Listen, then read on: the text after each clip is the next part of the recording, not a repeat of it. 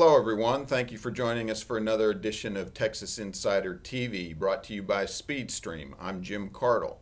We're glad to be able to visit today with congressional candidate Dianne Costa for Congressional District 25 in the just recently approved new maps for Texas congressional districts. Dianne, thanks for joining us. Thanks for letting me come. I want to dive right in if we can and talk about this redistricting briefly, but it's been months on months now that you've been running around what you thought was your district. Turns out that it's fairly approximating what the legislature has drawn. CD 25 runs from south of Fort Worth all the way down to here in Austin. Tell us, if you can, and I want to be direct, you're one of 9 candidates. Why would the voters distinguish Dianne Costa from some of your competition? Why are you in this race? Well, I believe this race is going to come to experience. And as a former mayor, council member, the government closest to the people, I think that the citizens are looking for a government that they can feel good about and restore their confidence in government. I did, for 8 years, balance budgets. Our S&P rating jumped while I was mayor. I brought jobs to the community. I think it is about jobs.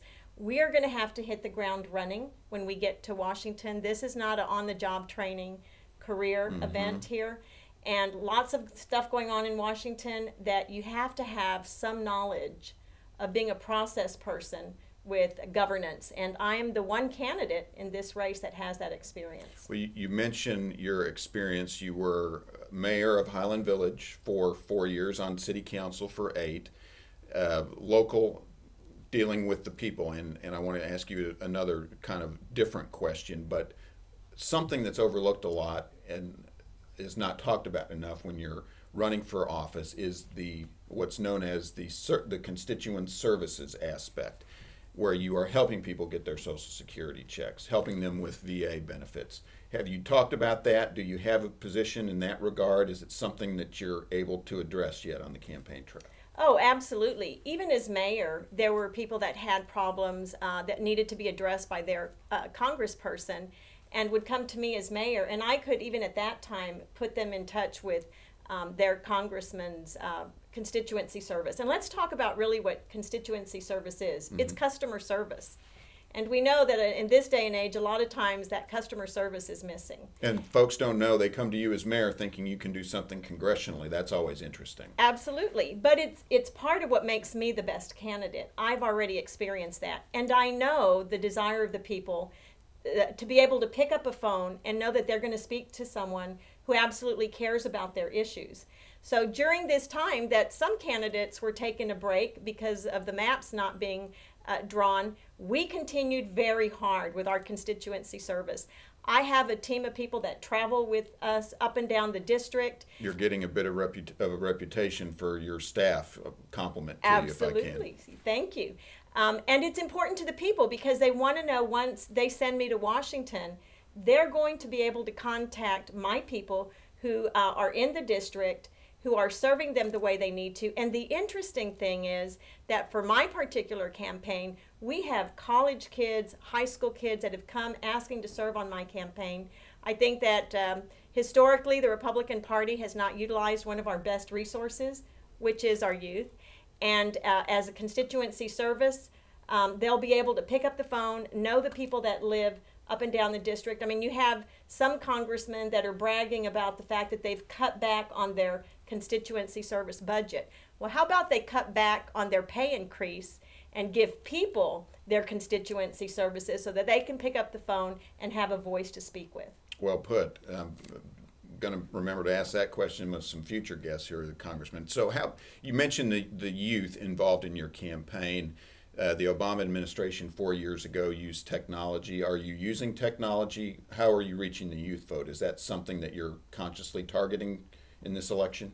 Well, absolutely. And you know, the media that we're using, the social media, is what our youth are doing. And so you want to reach them in their own language. And because we've done that, you've had a slew of youth that have said, hey, I want to work on your campaign. We're talking to them in their language. But unlike Obama, who used them and then let them go, my desire is to help mentor the youth going forward so that we can pass the baton at the end of the day, because these are our future citizens, workers, and adults. Let me jump to another subject if I can real quickly. Again, folks, thanks for joining us for another edition of Texas Insider TV. We're visiting with Dianne Costa from Highland Village, up by Fort Worth, candidate for Congressional District 25. Let me address that because your district will stretch from South Fort Worth, west of Waco, and all the way here, including Austin.